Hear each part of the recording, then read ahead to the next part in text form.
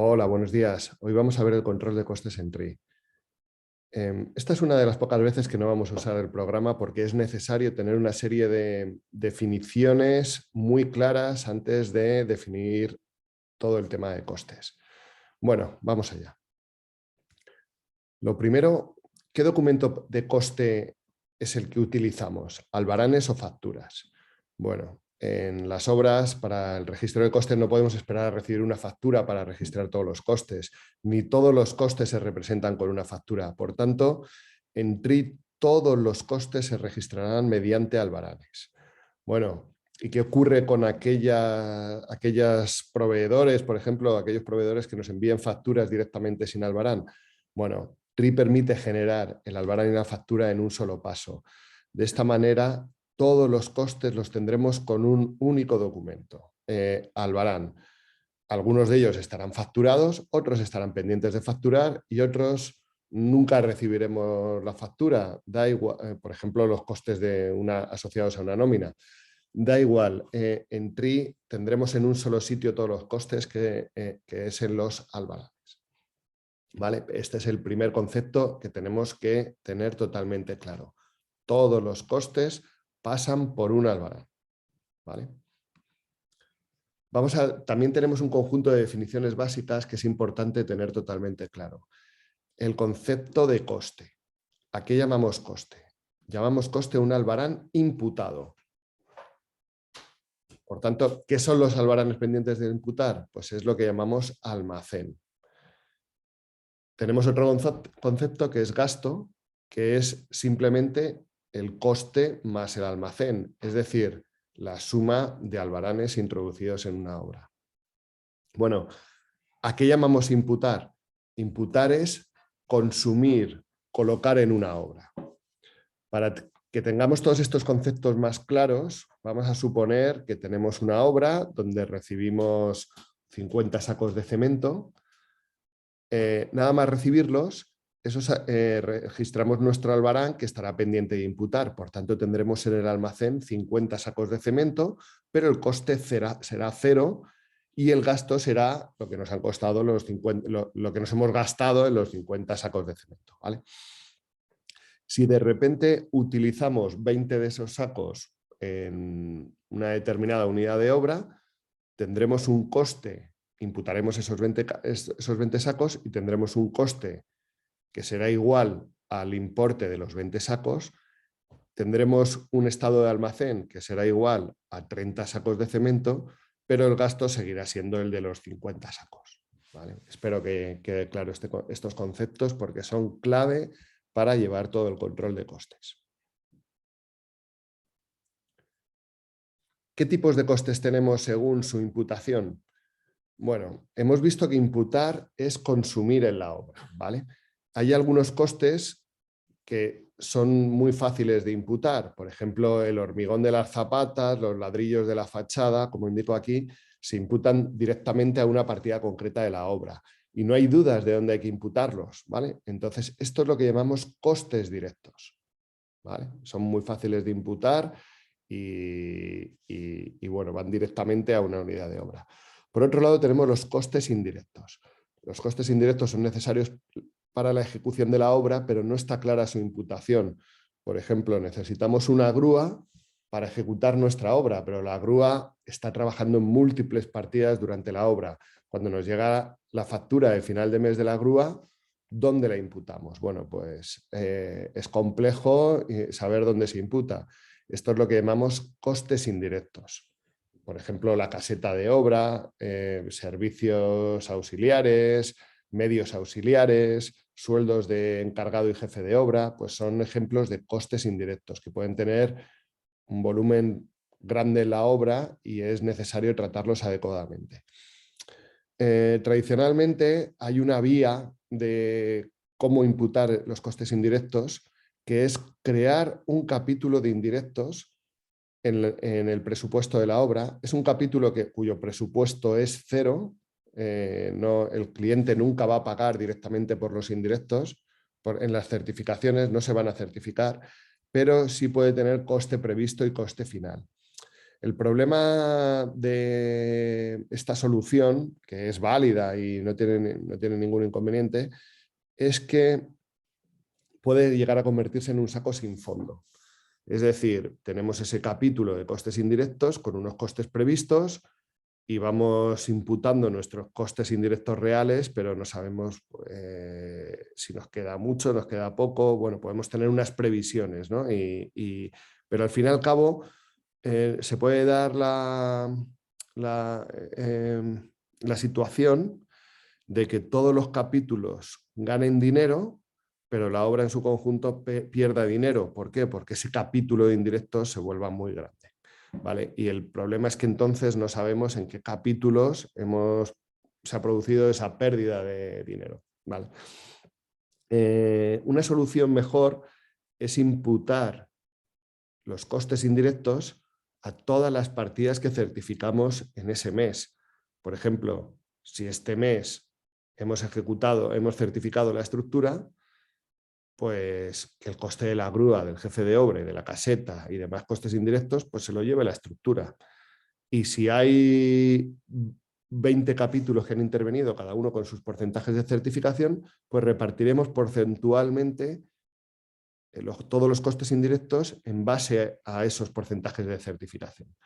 Esto que puede parecer muy complejo, está resuelto con un clic, con lo cual es una solución mejor para tener claro qué partidas de la obra ganan o pierden dinero de manera real. Si una partida se retrasa mucho y durante 3 meses tenemos que certificarla, pues se llevará costes de jefe de obra durante 3 meses, ¿no? Esta solución es mejor y es más fácil encima de ejecutar que la solución tradicional. Por otro lado, tenemos los tipos de costes según su origen. Según su origen, tenemos costes externos y costes internos. Los costes externos vienen representados por servicios o materiales de proveedores. Siempre tendremos albaranes y facturas para registrar ese tipo de coste. Puede que no haya albaranes, pero siempre va a haber facturas. Y las facturas pasarán de TRI a 3RP, donde se realizará la contabilidad, los pagos y los impuestos. Llamamos internos a aquellos que no tenemos una factura para registrar el coste. Como no hay documentos, generaremos partes para el registro de esos costes. Esos partes, una vez que los aprobemos, pasarán a ser albaranes que podremos imputar en nuestras partidas de la obra.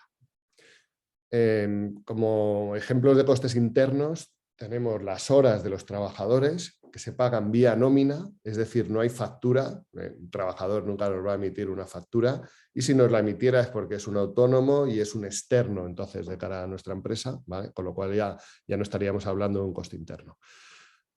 Otro tipo de coste interno habitual es el reparto de gastos generales de la delegación central a las obras. Todas las constructoras hacen un reparto de todo el volumen de gastos generales de servicios centrales para que las obras se hagan cargo de dicho coste y de dichos gastos, ¿vale? En ambos casos el coste ya estaba registrado en una 3RP, pero generaremos un parte o albarán que pasará a ser un albarán interno para repartir ese coste entre todas las obras de la empresa.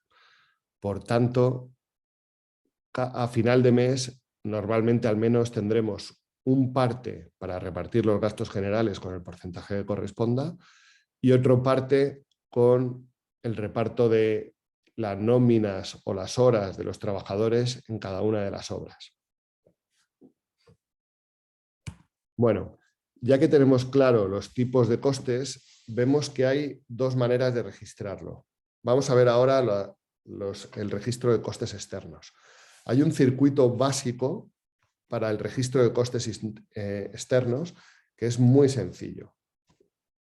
Registramos el albarán, ya hemos dicho que puede venir de una factura, el albarán con el gasto. Cuando lo imputamos, ese albarán pasará del almacén a coste directo de la obra. Cuando lo facturemos, el siguiente paso es facturar el albarán y ese albarán que facturemos, pues traspasarlo a A3RP para llevar la contabilidad, los pagos y los impuestos. ¿Qué haremos antes, la imputación o la facturación? Bueno, son conceptos totalmente diferentes. Se debe facturar o registrar la factura del proveedor cuando la recibamos, no nunca antes. Por tanto, no depende de la imputación. Y se debe imputar cuando lo consumamos. Es totalmente independiente de la facturación. Por tanto, no hay un orden. O sea, registramos el albarán, lo imputamos cuando consumamos esa mercancía en la obra o ese servicio. Si son servicios, lo lógico es imputarlos casi directamente. Y lo facturaremos cuando recibamos la factura del proveedor. ¿Cuándo lo pasamos a A3RP? En el momento que administración haga todas las comprobaciones adecuadas de que esa factura es correcta, es cuando se pasa a A3RP para contabilidad, pagos e impuestos. Vale, estos 4 pasos en realidad se pueden ampliar un poco. Digamos que este sería el circuito completo de costes externos. Todo lo que vemos en letra marrón son pasos que podemos obviar o saltarnos, pero son recomendables. Todos ellos se realizan desde TRI, ¿vale? Entonces, lo normal a la hora de llevar costes en la empresa es, lo primero, realizar un comparativo entre varios proveedores. Ese comparativo nos genera unos documentos de solicitud de ofertas que enviamos a nuestros proveedores. Los proveedores nos envían las ofertas rellenas, con lo cual tenemos que registrar esa información dentro del programa. Esto nos genera en el comparativo todos los datos necesarios para elegir a uno de los proveedores y realizar lo que llamamos una adjudicación. La adjudicación nos genera un pedido o un contrato que establece ya la relación directa entre nuestra empresa y el proveedor.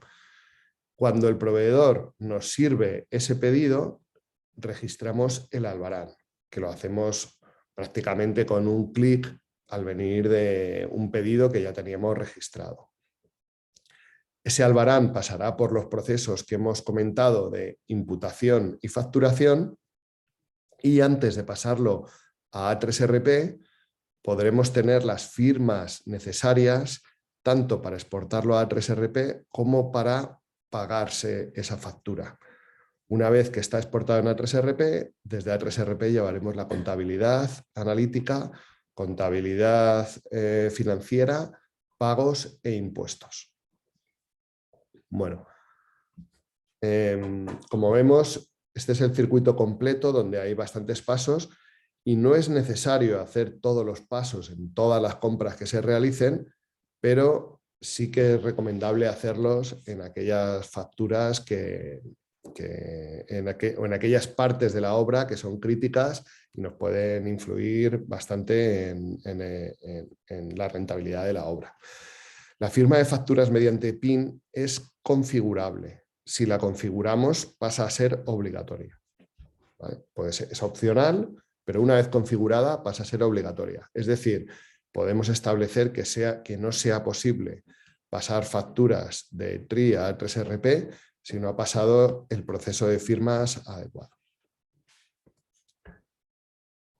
Respecto a los costes internos, el circuito completo consta de registrar el parte de trabajo. Una vez que el parte de trabajo es definitivo, lo cerramos y nos forma un albarán interno que imputamos. Los albaranes internos no llevan factura asociada ni se traspasan a A3RP, solo sirven para repartir el coste de algo que ya tenemos en contabilidad entre las distintas obras de TRI. Bueno, pues esto es todo y en los siguientes vídeos vamos a pasar a ver detenidamente cómo registrar todos estos costes, pero ya viendo una pantalla del programa.